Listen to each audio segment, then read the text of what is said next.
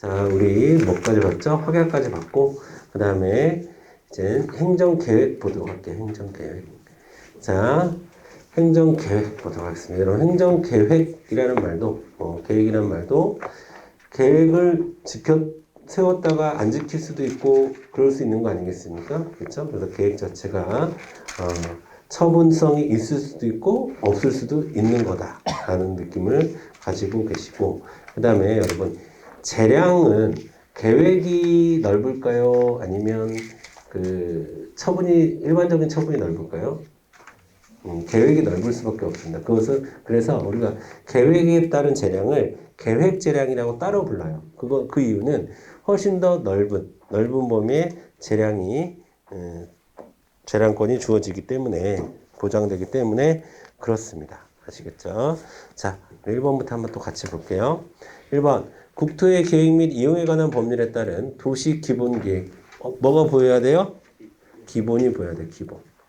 자, 기본 처분성 없습니다. 기본 처분성 없다. 도시 관리 계획은 처분성 있지만 도시 기본 계획은 처분성 없어요. 자, 일반 국민에 대한 직접적인 구속력은 인정되지 않지만 도시의 장기적 개발 방향과 미래상을 제시하는 도시계획 입안의 지침이 되기 때문에 행정청에 대한 직접적인 구속력은 인정된다? 아닙니다. 둘 다 아닙니다. 국민에게도 구속력 없고 행정청에게도 구속력 없습니다. 계획이에요. 그 계획 중에서도 기본 계획이야. 기본 계획은 보통 초기에 세워요? 그러니까 나중에 마무리되는 시점에 세워요? 초기에 세우는 거야. 초기에 세우는 거니까 얼마든지 바뀔 수 있습니다. 자, 그러니까 1번부터 틀렸네요. 그 다음에 2번. 자, 세 번째 줄. 비교적 광범위한 형성의 자유. 이거를 네 글자로 얘기하면 계획재량이라고 얘기하는 거예요. 계획재량. 다른 것보다 훨씬 비교적, 다른 것과 비교했을 때 훨씬 더 넓은 형성의 자유, 재량. 형성의 자유는 재량을 얘기하는 거예요. 재량. 의 자유를 갖는다. 맞죠? 자, 하지만 계획이라고 할지라도 국민의 기본권이라는 단어 나왔어. 그러면 공권력이라는 단어가 나올 가능성이 크고 헌법소원이 나올 가능성이 큰 겁니다. 그렇죠? 자, 국민의 기본권에 직접 영향을 끼치고 앞으로 법령의 뒷받침에 의하여 그대로 실시될 것이 틀림없을 것으로 예상될 수 있을 때 공권력의 행위로서 헌법소원의 대상이 될 수 있습니다. 아시겠죠? 계획이라 할지라도. 4번. 행정주체가 행정계획을 위반 결정함에 있어서 행정계획에 관련된 자들의 이익을 공익과 사익 사이에는 물론이고 공익상호간에 사익상호간에도 정당하게 비교교량해야 된다. 비교교량해야 된다. 비교교량해야 된다. 비교형량해야 된다. 이런 얘기가 나오면 비례의 원칙 지켜야 된다라는 얘기야. 비례의 원칙 지켜야 된다. 그럼 비례의 원칙 지켜야 된다는 얘기는 당연히 혹은 상당성을 따져야 된다. 이런 얘기는 다 비례의 원칙 지켜야 된다는 얘기예요. 비례의 원칙 지켜야 된다는 얘기는 행정법의 일반 원칙이죠. 그러니까 웬만하면 다 맞는 거예요, 여러분. 비교교량 해야 된다. 당연히 비교교량 해야지. 되셨죠? 자, 그 다음에 158번 보겠습니다. 1번. 똑같은 거네요. 그쵸? 도시 기본계획의 기본에 동그라미 치고. 자, 종합계획. 종합계획이라는 표현도 알아두세요. 종합계획. 종합계획일수록, 여러분, 처분성이 없습니다. 종합계획일수록 처분성이 없어요. 장기적인 계획일수록 처분성이 없습니다. 기본적인 계획일수록 처분성이 없어요. 자, 그러니까 당연히 일반 국민에 대한 구속력은 없겠죠. 행정청에게도 없는 거고요. 여기는 없지만 아까 우리 봤죠? 행정청에게도 구속력은 없습니다. 2번 보겠습니다. 2번. 자, 볼게요. 장래 일정한 기간 내에 관계 변경이 규정하는 시설 등을 갖추어 일정한 행정처분을 구하는 신청을 할 수 있는 법률상 지위 있는 자에 일단 법률상 지위가 있는 자예요. 자, 그 사람이 국토 이용계획 변경 신청을 거부하는 것이 실질적으로 당의 행정처분 자체를 거부하는 결과라면 되는 경우라도 자, 쭈루룩 신청할 수 있다는 규정이 없으므로 신청 권리가 인정된다고 볼 수는 없다라고 되는데 인정됩니다. 인정된다. 그래서 2번이 틀렸네요. 자, 그리고 만약에 당의 행정처분 자체를 거부하는 결과가 된다라고 하면 이 거부는 처분이에요, 아니에요? 처분성도 갖는 거고. 자, 그럼 항상 거부 처분이 처분성을 가지려면 일단 처분에 대한 거부여야 하고 두 번째 신청권이 인정돼야 돼요. 내가 지나가다가 배가 고프다고 해서 저한테 왜 뭐예요? 기초생활수급비 안 주시나요? 기초생활비 주세요. 근데 나한테 신청권이 없어. 근데 내가 안 줬다고 해서 소송할 수 없다는 얘기야. 신청권이 있어야 되는 거예요. 자, 그러니까 2번이 틀렸고. 3번 구속력 없는 행정계획안이나 행정지침이라도 또 나왔죠. 국민의 기본권에 영향을 끼치면 공권력 행사라고 이해하고 예외적으로 헌법소원의 대상이 된다. 4번 별표 치세요. 4번. 자, 도시계획 결정이 있었는데 선행 결정이 있었는데 후행 결정이 또 나왔어요. 그런데 자, 두 번째 줄 후행 도시계획 결정에 선행 도시계획과 양립할 수 없는 내용이 포함되어 있다면 특별한 사정이 없는 한 선행 도시계획은 후행 도시계획과 같은 내용으로 변경된 것으로 봅니다. 그렇죠? 우리가 법도 신법 우선의 원칙을 따르잖아요. 나중에 만들어진 이유가 있겠지. 그리고 그것과 앞에 거랑 배치되면 뒤에 거가 힘이 있는 거죠. 후행 도시계획이 흡수된다. 혹은 후행 도시계획으로 변경된 것이다. 이렇게 이해를 하셔야죠. 자, 그 다음 159번 보겠습니다. 1번 보겠습니다. 별표 치세요. 가장 많이 나오는 선지 중에 하나입니다. 행정계획과 관련해서. 자, 여기서 핵심은 이해관계가 있는 주민. 이해관계가 있는 주민이에요. 이해관계가 있는 주민이 응한 신청을 했는데 이해관계가 있는 주민이라는 것은 어느 정도 신청권이 있다는 얘기예요. 신청권이 있는 주민이 신청을 했는데 거부했어. 그러면 처분입니다. 되셨죠? 그럼 항고소송의 대상이 됩니다.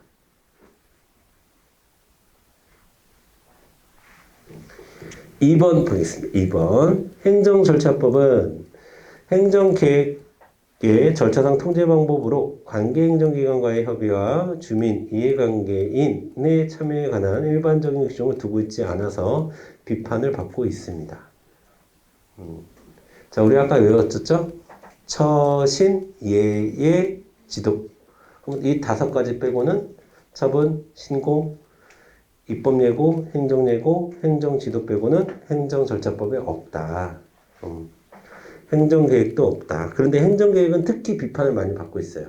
행정계획과 관련한 절차, 행정계획이 국민들의 이제 권리 의무에 영향을 주는 가능성도 굉장히 큰데, 예를 들면 제3기 신도시 개발 뭐 이런 거 있잖아요. 이런 계획들은 막 사람들 관심도 많고 막 그러잖아. 근데 이것에 대한 절차가 정해져 있지 않아서, 규정되어 있지 않아서 비판을 많이 받아요. 없다. 그러니까 2번이 틀렸네요. 3번.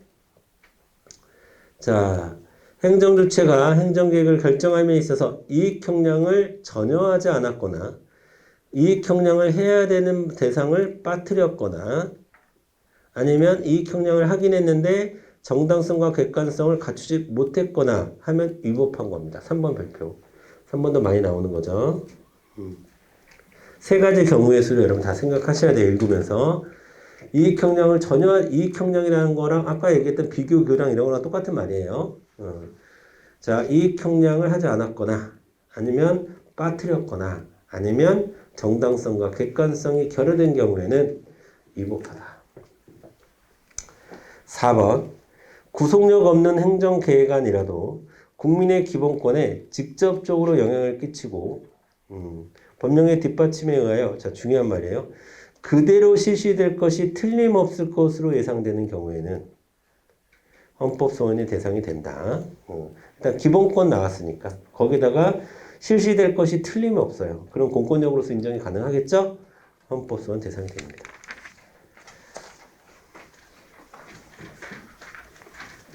자, 160번 보겠습니다. 160번. 갑은 폐기물관리법에 따라서 폐기물 처리업의 허가를 받기 전에 행정청 을에게 폐기물 처리 사업 계획서를 제출했고 적합 통보를 받았습니다. 1번. 적합 통보를 받은 갑은 폐기물 처리업의 허가를 받기 전이라도 부분적으로 폐기물 처리를 적법하게 할 수 있다라고 되어 있습니다. 자, 틀렸습니다. 여러분. 자, 부분적으로, 예비 결정 사전 승인이라고 하는 것은, 자, 지금 여기서 사업계획서가 적합하다는 얘기지, 폐기물 처리 사업을 해도 된다라는 얘기는 아니에요. 자, 폐기물 처리 사업을 하려면 본 처분이 있어야 가능한 겁니다. 그러니까 폐기물 처리업 허가가 있어야 돼요. 2번 별표 치십시오. 2번. 사업계획의 적합 여부는 을의 재량에 속하고 사업계획 적합 여부의 통보를 위해 필요한 기준을 정하는 것도 역시 을의 재량에 속한다. 네, 재량이에요. 둘 다. 자, 3번. 요건 되지. 적합 통보가 있는 경우에는 허가 단계에선 나머지 요건만 심사해야 되지 본인들이 적합했다고 하는 것을 다시 심사해서 말을 바꾸면 신뢰보호의 원칙에 어긋나겠죠. 무조건 허가를 해줘야 된다는 건 아니야. 하지만 적합하다고 이야기했던 부분에 대해서는 다시는 따지지 말고 새로 나머지 허가 요건을 심사해야 되는 거죠. 4번. 자, 아까도 봤습니다. 국토이용계획과 이렇게 이렇게 연결되었을 경우, 국토이용계획이 선행되어야 할 경우, 갑에게 국토이용계획을 신청할 권리가 인정된다라는 얘기는, 자, 보세요. 자, 내가 폐기물 처리 사업에 적합 통보를 받았어요. 그러면 나는 국토이용 변경을 승인받아야 됩니까? 그렇진 않죠. 그러니까 무조건 승인해줘야 되는 건 아니지. 하지만 그것을 신청할 권리는 갖게 된 거죠. 그게 이제 예비 결정의 효과인 거예요. 이해되세요? 자, 그러니까 신청할 권리가 인정된다. 이건 맞아. 신청할 권리는 당연히 인정되지. 그런데 국토이행 계획을 변경을 안 해줬다고 해서 그것에 대해서 신뢰보호를 주장할 수는 없죠. 왜? 계속 우리가 신뢰보호의 원칙에서 공부하는 게 폐기물 처리 사업이 적정하다는 얘기가 국토이행 변경을 해주겠다는 공적 견해 표명이 아니라는 얘기를 선지를 우리가 계속 봐왔잖아요. 그렇죠? 자, 그러니까 160번의 정답은 1번이 옳지 않은 거고요. 나머지 다 맞는 말입니다. 신청권까지는 인정이 되는 거죠. 자, 그 다음에 행정기본법 잠깐 볼게요. 행정기본법 제24조 보겠습니다. 제24조. 자, 행정기본법의 제정 취지를 제가 3가지 정도로 여러분에게 말씀드렸습니다. 그렇죠? 첫 번째가 기초를 튼튼히 하기 위함이다. 두 번째가 빈틈을 메우기 위한 목적이다. 세 번째가 흩어져 있는 것을 모아서 정리하기 위한 취지다라고 했는데, 자, 인허가 의제를 담고 있는 개별법이 116개나 돼요. 그 116개나 되고 있는 인허가 의제에 대한 조항들을 한꺼번에 행정기본법에서 이번에 정리를 했다는 의미가 굉장히 큽니다. 그래서 제24조, 25조, 26조에서 인허가 의제에 대한 이야기를 담고 있는데 그 중에서 4번 있죠. 4번. 자, 요청을 받은 날로부터 20일 이내에 의견을 제출해야 된다. 뭐 협의된 것으로 본다. 뭐 이거 있죠. 협의와 관련해서. 자, 그거가 이제 제가 봤을 때는 시험 문제가 앞으로 인허가 의제와 관련해서 지금까지 나온 바는 없는데 앞으로 좀 많이 나올 것 같아요. 왜? 법이 만들어졌으니까. 그 다음에 여러분 26조에서 1항 인허가 의제된 경우 관련 인허가 행정청은 관련 인허가를 직접 한 것으로 보아 관리감독 등의 필요한 조치를 해야 된다. 그러니까 주된 인허가 행정청이 아니라 관련 인허가 행정청, 의제된 인허가 행정청에서 그런 역할을 하게 된다. 이런 것들이 새롭게 출시될 가능성이 많다. 라는 것이고, 다시 161번으로 돌아오셔서 자, 그러면 기존에는 인허가 의제와 관련된 문제가 어떻게 나왔나 보도록 하겠습니다. 1번. 자, 인허가 의제는 행정청의 소관 사항과 관련해서 권한행사의 변경을 가져오므로, 그쵸? 권한행사의 변경을 가져옵니다. 그렇기 때문에 법령의 근거를 필요로 합니다. 2번. 자, 개발행위 허가가 의제되는 건축허가, 우리 인허가 의제된 건축허가, 자, 는 동법령이 정한 개발 허가에 부합하지 아니하면 행정청은 건축허가를 거부할 수 있죠. 당연히 거부해야 되죠. 자, 의제된 인허가를 의제된 것에 부합하지 않기 때문에 3번 주된 인허가에 관한 사항을 규정하고 있는 법률에서 주된 인허가가 있으면 다른 법률에 의한 인허가를 받은 것을 의지한다는 규정을 둔 경우 주된 인허가가 있으면 다른 법률에 의하여 인허가를 받았음을 전제로 하는 그 다른 법률의 모든 규정들까지 적용되는 것은 아니죠. 뭐만 적용되는 거예요? 의제된 것만 적용되는 거예요. 연결된 것만 적용되는 겁니다. 4번의 별표. 자, A 허가에 대해서 B 허가가 의제된 것으로 규정된 경우 A 불허가 처분을 하면서 B 불허가 사유를 들고 있으면 A 불허가 처분과 별개로 B 불허가 처분도 존재한다? 그렇지 않습니다. 뭐만 존재하는 거예요? A 불허가 처분만 존재하는 겁니다.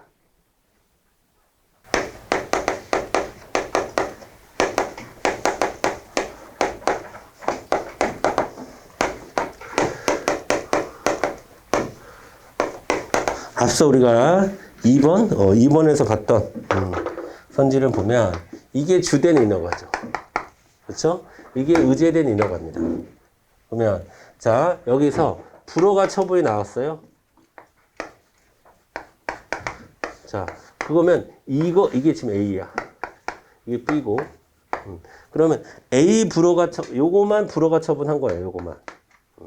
요것을 이유로 요것을 불허가 처분한 거죠. 만약에 요거에 문제가 있었다면. 자, 그러면 소송을 어떻게 해야 돼? 소송은 이걸 따져야 돼요? 이걸 따져야 돼요? 소송에서는 A를 소 대상으로 그러니까 요거를 A를 소 대상으로 B의 불허가를 다투는 겁니다. 왜? 처분은 뭐밖에 없으니까? A 처분밖에 없어요. A 불허가 처분에 대해서 다투는 거야. A 불허가 처분에서 다투는 건데 그 안에 들어가서 요걸 따지는 거야. 아시겠죠? 그렇게 이해를 하셔야 돼요.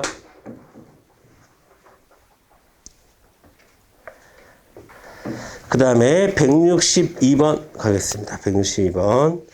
자, 행정주체가 구체적인 행정계획을 입안 결정할 때 가지는 형성의 자유의 한계에 관한 법리는 주민의 입안 제한 또는 변경 신청을 받아들여 도시관리계획 결정을 하거나 도시계획 시설을 변경할 것인지 결정할 때도 동일하게 적용된다. 자, 계획 재량을 얘기하는 거고요. 그 다음에 2번 보겠습니다. 자, 주택 재건축 정비사업조합이 수립한 사업시행 계획은 자, 이거 뭡니까? 강학상? 인가죠, 인가. 그렇죠? 강학상 인가에 해당합니다. 자, 그러면 이해관계에 대한 직접적인 구속력이 없는 행정계획으로서 독립된 행정처분에 해당하지 않는다. 아닙니다. 독립된 행정처분이에요. 인가예요. 인가. 자, 그러면 나중에 다툴 때는 뭘 가지고 다퉈야 돼요? 인가된 것을 가지고 다퉈야 되는 거죠. 자, 그래서 2번 틀렸고요. 3번. 장래 일정한 기간 내에 관계법령이 규정하는 시설 등을 갖추어 일정한 행정처분을 구하는 신청을 할 수 있는 법률상식이 있는 자의 국토 이용계획 변경 신청을 거부하는 것이 실질적으로 아까 얘기했었죠? 신청권 인정됩니다. 자, 그 다음에 4번에 별표 쳐주세요. 4번.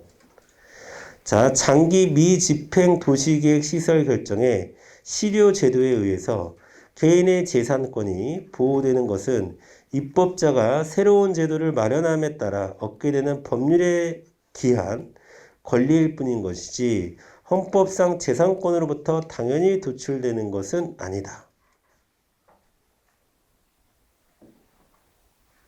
자, 예를 들어서 여기 제3기 신도시가 만들어진다고 해서 내가 이만큼의 땅을 샀어. 근데 지금 제3기 신도시가 제가 보기에는 여러 가지로 좀 시간이 걸릴 것 같아요. 그렇죠? 그러면 이게 장기 미집행되고 있어. 오랜 기간 동안 집행이 되고 있지 않아. 그래서 내가 재산적 피해를 보고 있어요. 그러면 나는 이것에 대해서 새로운 뭐가 필요하다는 거예요? 입법이 필요한 것이지. 예. 당연히 헌법에서 도출되는 재산권으로 주장할 건 아니라는 거예요. 이거는 당연히 나에게 보장해야 되는 것은 아니고 입법자가 새로운 법안을 만들어서 입법을 한다면 재산권 보호될 수도 있죠. 그렇죠? 재산권 보호될 수도 있으나 헌법에서 바로 도출되는 것은 아니다. 라는 얘기 꼭 알아두세요. 자, 163번 보겠습니다. 163번.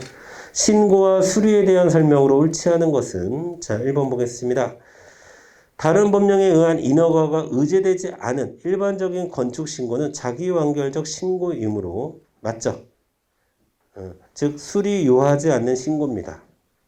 인허가가 의제되지 않은 일반적인 건축 신고는 이에 대한 수리 거부 행위는 하지만 건축 신고는 수리를 요하지 않는 신고인 거 맞아요. 하지만 건축 신고를 거부하는 것, 건축 신고 수리를 거부하는 행위는 그 사람에게 불안정한 법적 지위를 안겨주는 권리 의무 관계의 변화를 가져다 주기 때문에 처분이라고 봅니다.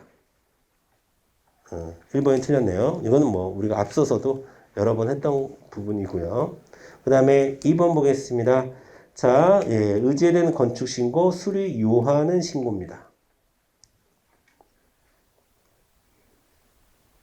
자, 3번 볼게요. 3번 별표 치시고 3번. 자, 여러분, 행정절차법은 법령 등에서 행정청의 일정한 사항을 통지함으로써 의무가 끝나는 신고에 대하여 그 밖에 법령 등에 규정된 형식상의 요건에 적합할 것을 그 신고 의무 이행 요건의 하나로 정하고 있다.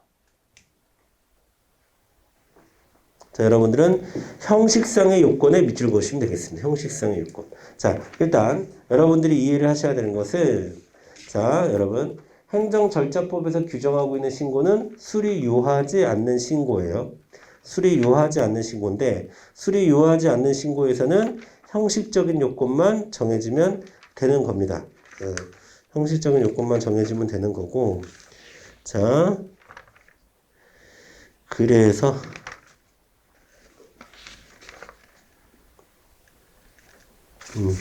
우리 행정기본법 34조 볼게요. 자, 이런 애매한 부분이 있어서 행정절차법이 갖는 이런 애매함이 있어서 우리 행정기본법을 새로 만들어지면서 34조에 수리 여부에 따른 신고의 효력이라는 부분을 집어넣은 겁니다. 집어넣어서 거기에서 일단 구분을 하는 거죠. 수리 요하는 경우와 수리 요하지 않는 경우, 특히 수리 경우에 효력이 언제 발생하는지 이런 것들에 대한 그러니까 여러분 이렇게 이해하시면 돼요. 기존의 행정절차법은 163번에 3번 정도 수준의 이야기만 있기 때문에 수리 요하는 신고에 대한 규정이 미비했습니다. 미비. 그리고 그 구분이 명확하지 않았고 그래서 행정기본법 34조에 그 두 가지를 구분해서 언제 효력이 발생하는지를 명확하게 정리하고 있다. 물론 행정기본법이 나오기 전에도 우리는 사실은 정리했었죠. 언제 효력이 발생하는지는 정리했었죠. 우리가 정리했던 건 판례를 기준으로 정리했던 거고 행정기본법에 그러한 내용이 그러니까 163번의 3번과 정도 수준의 절차법 규정 때문에 34조가 필요했던 것이다. 이렇게 여러분이 연결해서 이해해 주시면 좋을 것 같습니다. 자, 4번. 식품위생법에 따른 식품 적개업 영업신고의 요건을 갖춘 자라 하더라도 자, 맞죠? 건축법 소정의 허가를 받지 않으면 적법한 신고를 할 수 없습니다. 아시겠죠? 물론 식품위생법에 대한 일반 음식점 영업허가는 여러분 수리 요하지 않은 신고예요. 신고지만 자 이렇게 의제된 것이 있으면 또 다른 것이 있으면 그 다른 것들도 허가를 받아야 되는 거죠. 넘어가겠습니다. 자 1번 보겠습니다. 자 도시계획구역 내 중요한 거 도시구역 내에 동그라미 치세요. 도시구역 내 토지 소유자 당연히 이해 당사자겠죠. 자, 그 주민은 변경을 요구할 수 있는 법규상 조리상의 신청권을 인정합니다. 2번 볼게요. 2번. 자, 국토이용관리법상 국토이용계획은 그 계획이 일단 확정된 후에 어떤 사정의 변동이 있다고 하여 지역 주민이나 일반 관계인들에게 일일이 그 계획의 변경을 신청할 권리를 인정하여 줄 수 없다라고 되어 있습니다. 자, 여러분 그 옆에다가 원칙이라고 써 있어요. 원칙. 일단 그 전에 여러분 국토이용계획은 처분성 있을까요? 없을까요? 처분성 있어요. 처분성 있습니다. 국토종합계획이랑 비교해야 돼. 국토종합계획은 처분성이 없고 국토이용계획은 기본적으로는 처분성이 있어요. 즉 국민의 권리무관계 변화를 준다는 거야. 국토이용계획은. 그런데 자 그렇다고 해서 지역 주민이나 일반 관계인들에게 일일이 그 계획의 변경을 신청할 권리를 인정하지 않는 것이 원칙이에요. 원칙. 그 다음에 3번에다가 여러분 예외라고 써있어요. 예외. 하지만 예외적으로 장래 일정한 기간 내에 관계법령이 규정하는 시설 등을 갖추어 일정한 행정처분을 구하는 신청을 할 수 있는 법률상 지위 있는 자에 국토이용계획 변경 신청을 거부하는 것이 자 중요한 말 나왔죠. 실질적으로 당의 행정처분 자체를 거부하는 결과가 되는 경우에는 항고소송의 대상이 되는 그 거부처분이 항고소송의 대상이 되는 처분에 해당한다. 다시 원칙적으로는 일일이 신청권을 인정하진 않지만 예외적으로 신청을 거부하는 것이 당의 처분을 거부하는 결과가 되는 경우에는 항고소송의 대상이 되는 처분에 해당한다. 자, 맞았고 4번 보겠습니다. 4번. 자, 문화재 보호구역 내에다 동그라미 네. 문화재 보호구역 내 토지 소유자는 문화재 보호구역의 지정해제를 신청하는 경우 그 신청인에게 법규상 조리상의 행정계획 변경을 신청할 권리를 인정합니다. 여러분, 문화재 보호구역으로 만약에 내가 가지고 있는 땅이 문화재 보호구역으로 지정이 됐다고 한번 생각해 보세요. 그럼 땅값 등 뭐 여러 가지 불이익을 가져다 주겠죠.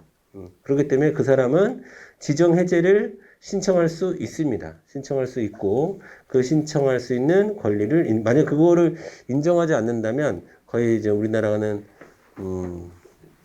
독재 국가라는 거죠. 국민의 아예 공익과 사익을 형량하지 않고 그냥 공익상 문화재 보호해야 되니까 네가 피해를 감수해 이렇게 얘기하는 겁니다. 그렇지는 않습니다. 신청권까지는 인정이 됩니다. 되셨죠? 그 다음에 공법상 계약 넘어가도록 할게요. 자, 공법상 계약 넘어가기 전에 또 우리 이번에 만들어진 또 행정기본법에서 공법상 계약에 대한 조항을 집어넣었죠. 몇 조에 있죠? 27조. 여러분 27조 보세요. 27조. 보겠습니다.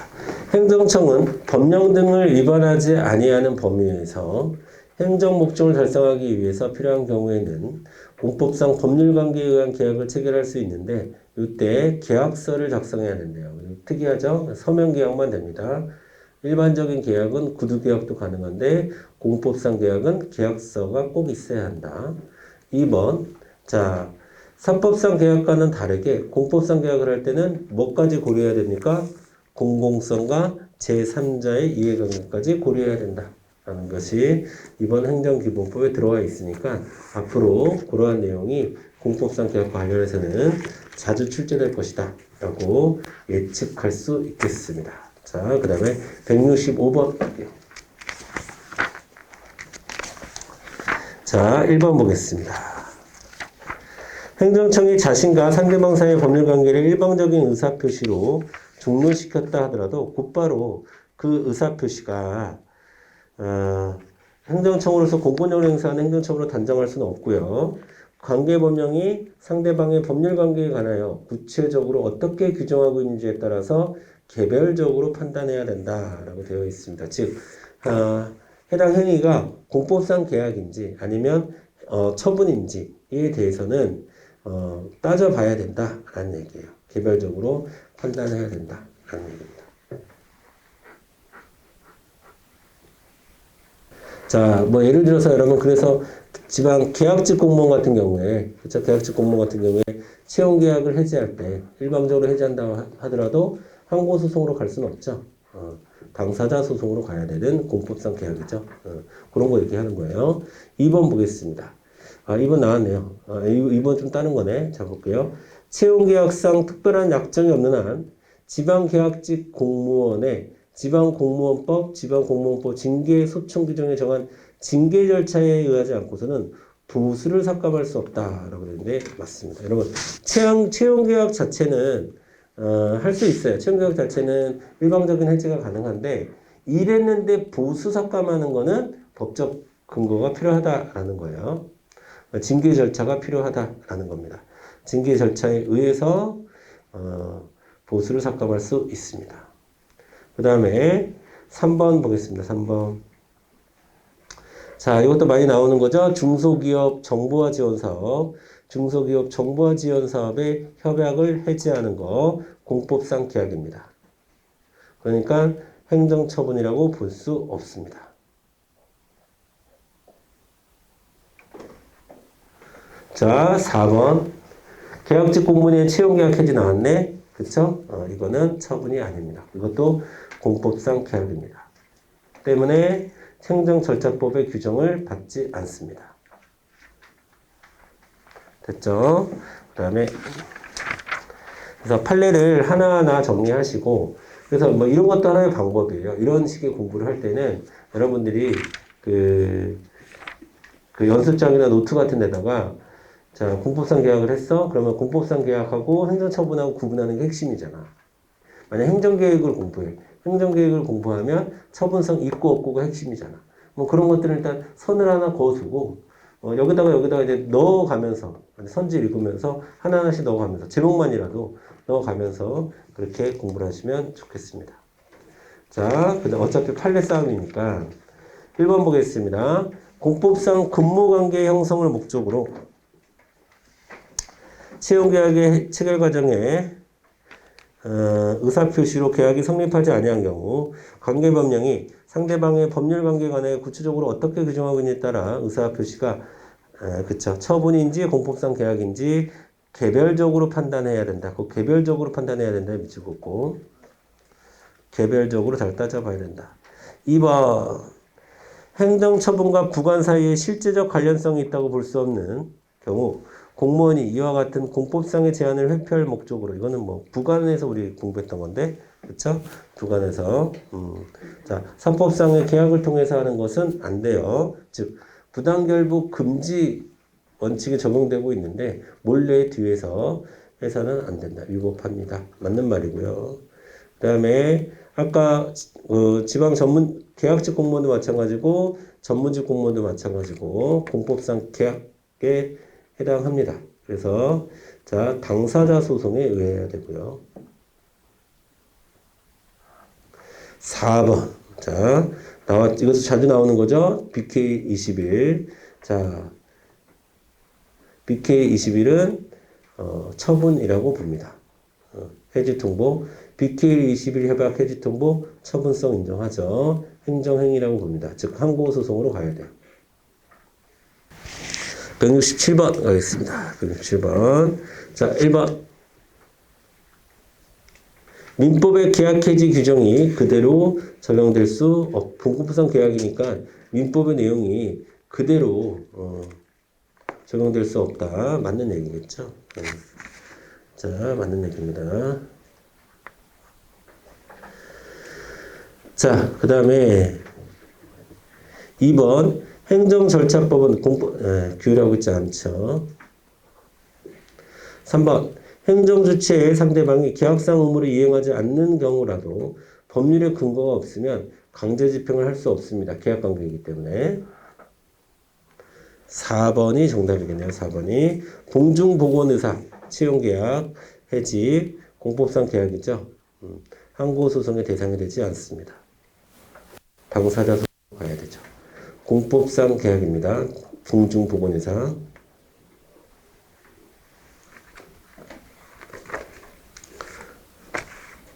그 다음에 168번. 그렇습니다. 168번. 자, 보기에 공법상 계약에 대한 설명으로 옳은 것을 모두 고르면 이라고 되어 있는데, 자, 기억번 보겠습니다. 기억번. 자, 행정조치가 체결하는 계약은 모두 공법상 계약이다 라고 했는데 그렇지 않죠. 예를 들면 여러분 우리가 자주 얘기하는 국립의료원 부설주차장 그런 건 특허잖아. 그러니까 모두 공법상 계약이라고 볼 수는 없고, 자, 개별적으로 잘 따져봐야 되는 거죠. 그 다음에 니은번 광주광역시립. 네, 이거 공법상 계약이죠. 기억, 니은 둘 다 틀렸네요. 그 다음에 계약직 공무원 채용계약 공법상 계약이죠. 자, 거기서 공법상 계약이란 말을 뭐라고 얘기했어요? 대등한 지위에서 행하는 이라고 얘기했죠. 리을번. 자, 공법상 계약에 대한 통칙적 규정은 없다라고 되어 있는데, 이건 앞으로 좀 이런 선지는 안 나오겠네요. 그렇죠? 행정기본법에 나름대로 공법상 계약과 관련해서 내용이 들어가 있기 때문에 약간 애매할 수도 있겠습니다. 앞으로는. 그렇죠? 물론 이건 일반법을 얘기하는 건 아니니까 공법상 계약과 관련한 일반법은 없는 건 확실한데 그렇습니다. 그런데 이게 왜 애매하냐면 이젠 이건 무조건 틀린 거죠. 이렇게 얘기하기는 좀 그래요. 왜냐하면 이 행정기본법에 나와 있는 공법상 계약의 내용이 어떠한 것이 공법상 계약이다라고 정확하게 딱 나와 있다기보다는 공법상 계약의 체결과 관련한 특별한 두 가지만 얘기하고 있기 때문에 통칙이라고 부를 수 있을까? 이런 또 의문이 들기 때문에 세모를 쳐야 되는 상황이 된 겁니다. 지금은. 자, 그 다음에 169번. 1번 보겠습니다. 자, 국가계약의 본질적인 내용은 사인 간의 계약과 다르므로 법령에 특별한 규정이 있는 경우에 하나여 사법의 규정 내지 법원리가 적용된다. 그렇지 않죠? 공법적 법원리가 적용이 되는 거죠. 1번 틀렸고, 그 다음에 2번 보겠습니다. 2번. 자, 입찰 절차의 낙찰자 결정은 자, 행정소송법상 자, 행정소송법상 처분에 해당한다라고 했는데 처분에 해당하지 않죠.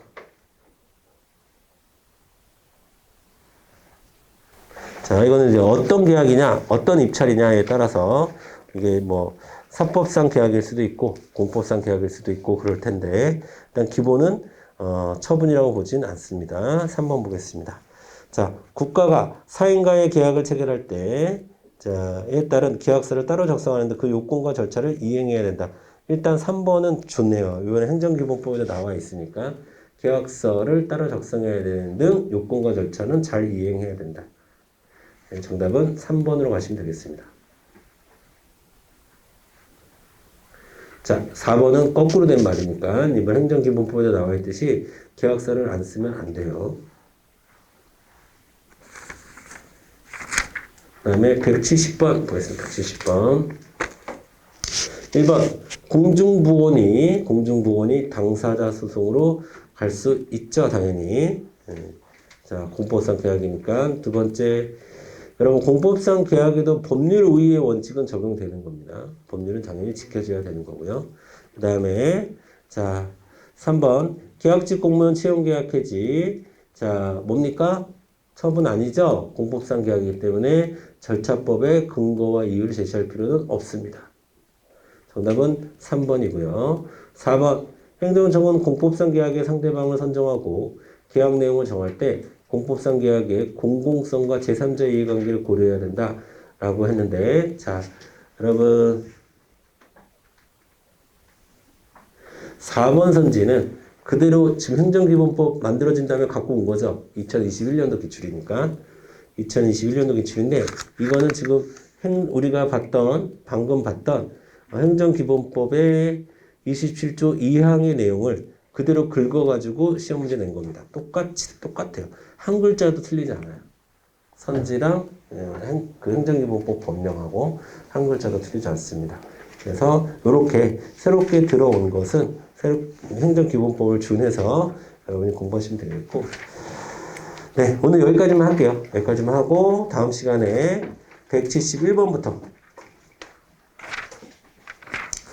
하도록 하겠습니다. 네, 여러분 수고하셨고 제가 아까 말씀드린 대로 그렇게 공부를 좀 이어가시고 그리고 누차 말씀드렸던 그 법령 특강은 여기 진도 다가올 때쯤에 제가 따로 배치하든 수업 시간 안에 하든 꼭 하도록 하겠습니다. 예, 오늘은 여기서 마치도록 하겠습니다. 수고하셨습니다. 감사합니다.